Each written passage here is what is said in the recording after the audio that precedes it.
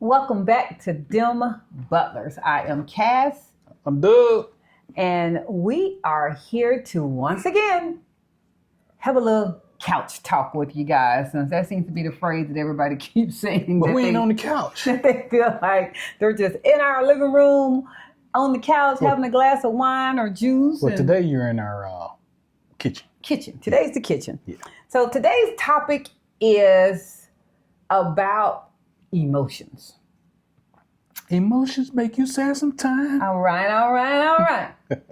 So it's about the emotions that one may go through once they decide to commit to international travel and relocate from their home country to another place. And you may go through all of these steps. You may get stuck on a step. You might not ever see a step.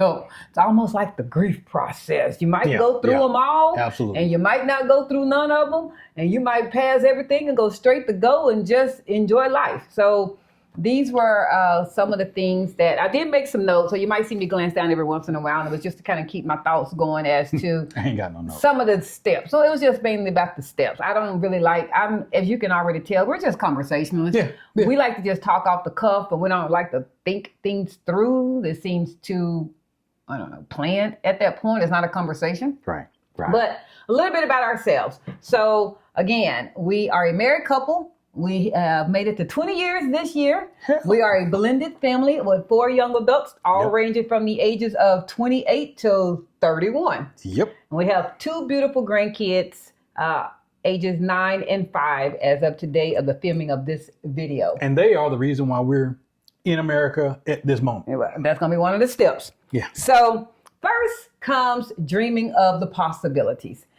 This conversation as a couple started with us about 10 years ago, 2015. Yeah. When my husband was deciding and knowing that at some point he's going to have a retirement. In his career field, he knew the last day that he would be working would be age 56. And he expedited that and made that possible to be age 50. Well, my ideal on retirement was I couldn't retire until the house was paid off. Yes. Because made sure we were debt free, so we didn't have any other bills. So the house was our major bill, and we didn't have any humans popping up. So we started this conversation. Cedric and I were married in our previous partners at young ages. They weren't young, not 15 or anything. We were grown. We were in our 20s. But we had our first marriages. And like all things, you get married, have children young. Money's tight and change is strange. And so we didn't get a chance to do a lot of traveling at all. I mean, mainly traveling was staycations and going to see parents, like most young adults at that stage. So once we became married and our children became older, actually, they were pretty much almost out the house. I think the last 2 were here, but one had graduated and one was in his senior year when we did our very first international trip. Yep. And that was to Jamaica. So we didn't get a chance to do any type of traveling until later. Everybody was pretty much gone. And we enjoyed it from that stage. And after that trip, Cedric, literally on that trip, he said, I don't know what we're going to do, but we're going to make this happen every year. And the travel bug hit, and we went everywhere. We've been all over the world, everywhere. I think the last time I counted is 35 to 40 countries. We've been everywhere. Yeah. So we knew when he retired, we wanted to live international. So the first thing was dreaming of it. We dreamed of it. Hey, subscriptions to international living.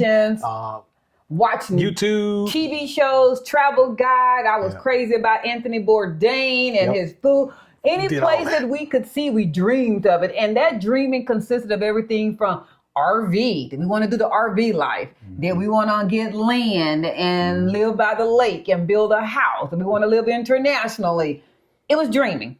And with dreaming, then after that came the planning. Yep. And he was more advocate of the planning than I was. I'm not going to lie. You got to remember, I still had kids in the house. And then I was still busy. I'm still going to work. The kids were going to get grown. So he did more of the planning. Like he said, the International Living magazines. At that time, I guess it was like some Zoom meetings. He just didn't know where he wanted to go, but he knew he didn't want to be here. So this is 2015, 2016. How are we going to make this happen? And we're going to do it. After the planning mode, then, and in that planning mode, it was telling our parents. Yeah.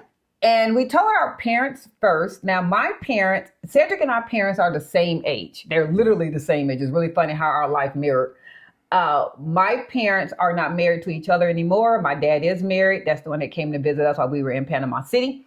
But my parents have passports and travel. They're very active, late 60, 70-year-old people and love to travel. My in-laws don't really venture too far from home of Georgia. They will travel, but it's typically domestic. It is domestic. It's domestic. It's domestic, period. It's domestic. Yeah. So outside of pretty much maybe an hour, maybe 2 hours outside of their home area, that's all they're going to travel. That's it. So we have two different types of active parents. So my parents, literally, girl, bye. Where y'all going? Ooh, I just love that. Ooh, my mama, make sure you have a room for me. Yep. This is literally the feedback my parents gave. Cedric's parents. Yeah, be careful. That was it. Well, his mom, he's been a little cautious on his mom. His mom was like, why you going to do that? Why are you going to do it? What about? And she had more questions, but his dad was about, be careful, go live life. I've been in a war zone. And yet I still get this He did. at 54 years old. 54 years old. 53 years. And then we're both the oldest children of our parents. We both have one younger sister. Ironically, we both have one younger sister. Mm-hmm. And my sister has traveled, I think her last count is 100 and something countries. She goes everywhere, and she's a solo traveler, although she's married, but she goes anywhere. My husband's sister is almost very much, she mirrors her mom and dad. Mm-hmm. She doesn't leave. Domestic. She's domestic. She stays right there. But again, everybody was like, go, go, go. Children, our adult children at that time that we started putting this information out, there were no grandbabies at that time. This is 2015. One was going to be coming soon, but we didn't know that. But we're getting the feel out there. Children were like, I think Cedric's bio children were like, okay, whatever. They didn't really care. Bye. They were Air Force brats. So yeah. My youngest daughter worked the cruise ship. So she was just like, oh, where you going? Where y'all going to be? Oldest daughter, again, didn't really have any type of input. They didn't really care. All of our children, all of the four and our grandchildren all have passports. Yes. And my parents have passports. My siblings have. So everybody has a passport. Everybody can travel. So after we told everybody, we pretty much got hey, y'all, we finna get up out of here. Go. That was the conversation. We got to go. Go. Nobody was really don't do it. Yeah. I don't recall anybody saying don't do it. Nobody was don't do it because nobody believes you're going to do it until you do it. Yeah, I don't think they really believed us. I really don't believe they believed us. I mean, I'm being honest. And we were taking trips doing travel tours. We booked Costa Rica. I mean, we were going away. We were planning. We would come back. We would show them this is really what we're going to do. This is our plan. We found a condo in Thailand. Yeah, but I don't think they believed us. And that's, I think half of the don't go or not saying don't go was because they didn't believe us. So then with that came the fear of the unknown. Well, who had the fear? I definitely had fear of the unknown. I had fear of as we then started going to places, some of those places that we were really considering were Mexico, a couple of places in Jamaica, Bangkok, Thailand, couple of places in Costa Rica, San Jose and Escazú in particular. And then we considered Belize, never traveled to Belize because it did not have the skyline that we wanted. Yeah. And then finally settled upon Panama City. So with that came then can we really, are we going to be okay? Are we going to be okay? We have to lean on each other. Mm-hmm. Are we going to be safe? How are the people going? It was the unknown, just not knowing. He had at that time been doing most of the research. Oh yeah. So now because I'm a thinker, I'm a logical person, and I love research, it's like, well, the only way to get over fear is to put knowledge in yourself. However, I will add this caveat. There comes a point you have to stop learning and you have to start doing. You will keep learning. You will just keep learning and you will never get out and just jump into the water. First of all, if you're a couple, you both got to want to do it. And if one of you don't, it's not going to happen. I'm just going to be honest. It's not going to happen. So don't kid yourself. You both have to be on board. and you both have to really be on board. Yeah. The other one cannot really be dragging their feet. You don't want to set forth and do all this work and start, and then one, you do get there, but then one is kind of after that, let's just go 6 months. They're gonna sabotage you. After the vacation mode kind of go away, like, oh, we really stay here. Like, this is it. Well, and that's another thing. You don't want them to be leaving. Every place that we went to, we attacked it as if we're going to reside and not being a tourist. And that's a big difference. Because when you're a tourist, you go on vacation and you all do fun stuff and you blow money every day because you're on vacation. You're on vacation. But you don't live like that. So we did it different. We went to the grocery store. We did laundry. We did regular people stuff. And that's how you got to do it. All right. We'll say after the unknowns, then came the what ifs. So the what ifs for myself, I know my what ifs were at that point. Now my parents are not late stage in life, but they're getting older now. They're deeper into the fourth quarter. They're deeper into the fourth quarter. And now at this particular point, we have a granddaughter. Yeah. So, and we have a granddaughter, and this is not without giving, we have a granddaughter that we're very active in her life, in her realm. We're very active, and we are her village. At this point, there's only one. We're still that way with both, but at this point, there's just one. And so we're the active grandparents. She's here all the time, and she's with us, and she knows us. And so now the what ifs are, how are we going to see her? What is her mom going to do if we're not here? My mom had then at that point started having health ailments. As I said, my mother is not married, so I'm the closest daughter to her. My other daughter lives on the east. Her other daughter lives on the East Coast. Although she has siblings here, they also have families. I mean, they're right there with her age. So she started having health ailments, and it's just like, okay, I don't want to go too far now. What if she needs me? What if this? What if something happens to one of the kids? What if we get a 911 phone call? I mean, that's what your mind just start going through. You will be inundated with what ifs. What ifs? What ifs will stop you from doing anything? My husband said, and it stopped in my tracks. And what if that does happen? What if that happens when you're sitting in the house? And what if that happens if you're in another country? You're not a doctor. You're not a nurse. You can't provide anything physically to them except for just the fact that you're there. I mean, that's all you can do. And I'm not being morbid of anything, but if someone dies, they're dead. I mean, whether you get there, you don't have to break your neck and get there in an hour. No. And you can get there before the funeral. They're still gone. And if your relationship has been a relationship, their death should not be, oh my gosh, I wish I had saw them one more time. Then you should have, it shouldn't be full of regret. You should have been living that relationship to its fullest to begin with. And we're lucky in this generation that we have technology to even be able to have these kind of relationships, that you can still be close and see everything in someone's life. You really can. The other thing on that is, so then if it's an emergency as far as jail or somebody says, well, baby, there ain't nothing. Every major jail takes a credit card and gets someone out. I mean, there's nothing you can do. You're going to have to live your life. Right. You can't be sitting here, the parents of 4 young adults, we gave you the ages, waiting on them to involve you in their life. You know, our life, we've been doing traveling for the last 10 years, and our young adults have finally gotten to the point of understanding. Don't y'all pop up here?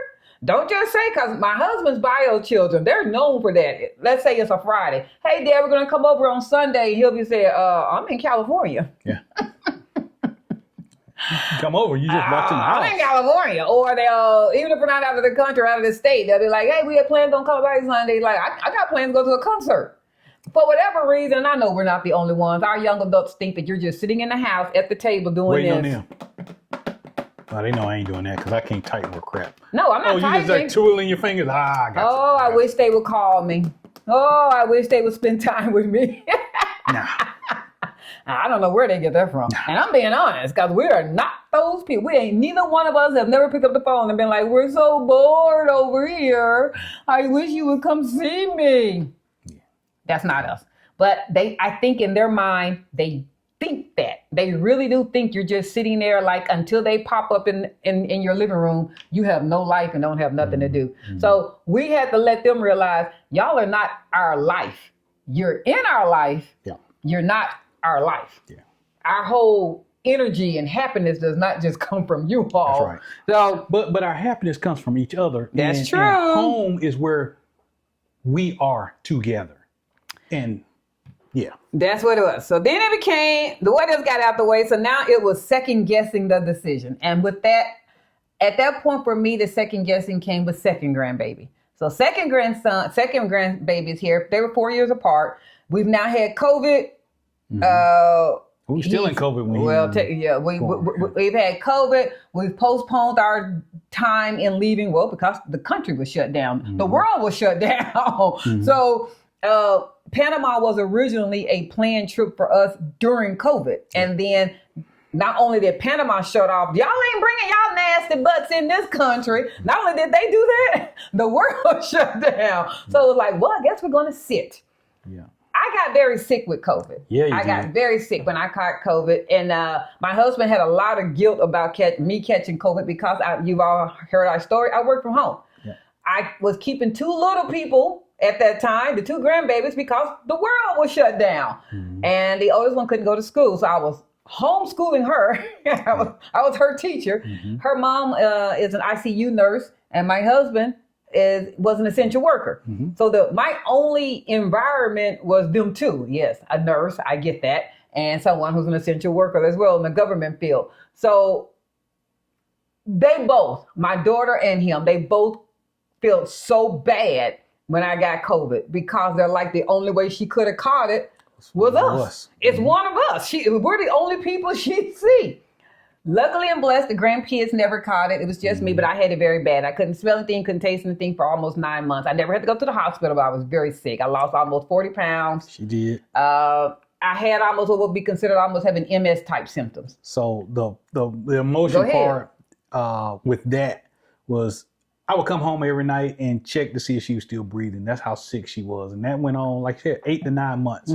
And that told me that in my head, when that happened, I said, hey, I'm going to retire as soon as I can because I'm thinking to myself, originally, the plan was to go to 56 and get forced out and I'll be ready. But then COVID showed me, hey, life doesn't care about your long-term plans. There you go. If you got something in mind and you can do it as soon as you can. Yeah. So that's how that is why I retired as soon as I could. The month I was eligible to retire, which was 1 November, I retired 30 November. Did. I was gone. Also, along with COVID, some of this before, some of it afterwards, we're at that age.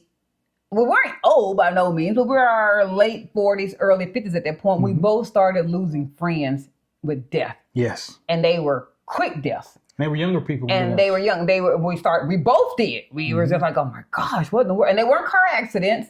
They were dying. Yeah. Sickness, heart attacks, different things. And we also had friends that were then developing cancer, the dreaded C word, on both sides of us, that it made us, again, so now we're seeing illness. We're seeing life is precious, which we all knew. We all knew that. But for whatever reason, we all have this. One day I'm going to die when I'm 80, 90 years old. And then you're seeing people are dying in their 40s. What in the world is going on? It became more pressing for us that we love our babies. We love them kids. We love our parents and we love them grandbabies. But we got to get the heck out of here. And we have to do this for us. Yep. We have to. Then came the guilt. For me, it was guilt. It was, who's going to watch those grands? What kind of stress is this now putting on my daughter and who's now, she's married at this point, her husband? Surely I can just postpone this for a few more years and let my granddaughter grow up and then do this in 10 years when she's an adult. Wow. What happens if something happens to my mom and my mom need me and I'm out on the beach living my life? My mom doesn't have anybody. My mom doesn't have a spouse. How horrible is that of me as a daughter that I've left the country and left my mom here by herself to fend for herself? Those were my guilts. I don't know if Cedric had any or not. I can't speak, but those were mine. Yeah, I was concerned about the grands, but I also knew if we were going to stay for the grands, we could have more grands. So then we would never leave because the family would keep expanding underneath us. And like I said, we're in the fourth quarter. And by the way, I got that from Sunshine Shoulders. He wants to give that out. Sunshine Shoulder. So I wanted to make sure I'm borrowing his slogan, but he says this all the time. So I'm in the fourth quarter of life. So are you. And basically so are our parents and really everybody. But as you are older, you're deeper into the fourth quarter. And we didn't have the time to keep waiting. We just don't. Tomorrow's not promised. Everybody says that, but if you really get into the meaning of that, tomorrow ain't promised. So if it's something you want to do, if it's something you want to do or something you can do, you better do it. You better do it. At the end of the day, I don't care what your spiritual belief is. I don't care if you believe in anything, but one thing you do believe in is death. You know you're going to die. You're going to die. Everybody dies. You're going to the upper room. So at some point, the last thing you want is to be sitting there going, man, I didn't get a chance to whatever. And then the question comes, well, why didn't you? If your biggest hang up should not be, I'm afraid to, but what about my family? It should be, how am I going to afford to do it? Now, money is the one thing that you got to figure out. Yeah. That's always. But the fact of fear, but what about my family? But what about this? Those can all be worked out because that's their life. We gave our children life for you to raise them to be self-sufficient, independent adults. That's how you raise them. And if they're not that, then that's something else. But that's how you raise, to let them go. You have to let them go. You being near them or around them on the same street as them, in the same city as them, is not helping them in anything. If anything, you're providing a crutch. If anything, because now, I can always go to mama's house and go get a meal. I can go to mama's house and go get toilet paper, tissues, and anything else. They're not growing up. Let them grow up. They need to grow up. So that's that. I would then say the next thing was letting go of familiar things. Okay, y'all, about me, I celebrate every holiday from... She put Halloween decorations. I celebrate every holiday from Halloween till St. Patrick's Day. Every one of them. Literally, I celebrate them all. I'm the house that's decorated. I'm the house that gives out bags of candy from Halloween. I'm the house that has the lights up. That's me. And we have kids that look forward to coming to this house. They got the good candy. We have neighbors that stop and will literally take their holiday pictures in front of our yard. In our yard, they'll take their holiday pictures because our house is decorated. Yeah, it's over the top. It really is. Celebrate family birthdays. We do it big. We get together as a family. Lately, we have stopped doing that as much immediately, but it was also learning that those traditions were going to have to change. Yep. They're not going to be the same. We can be celebrated, but they're going to be celebrated differently.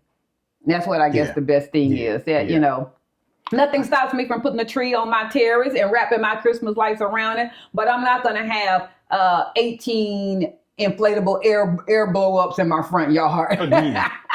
Again. Not again, because you have had that. So that's what I mean by you're going to have to let those customs go.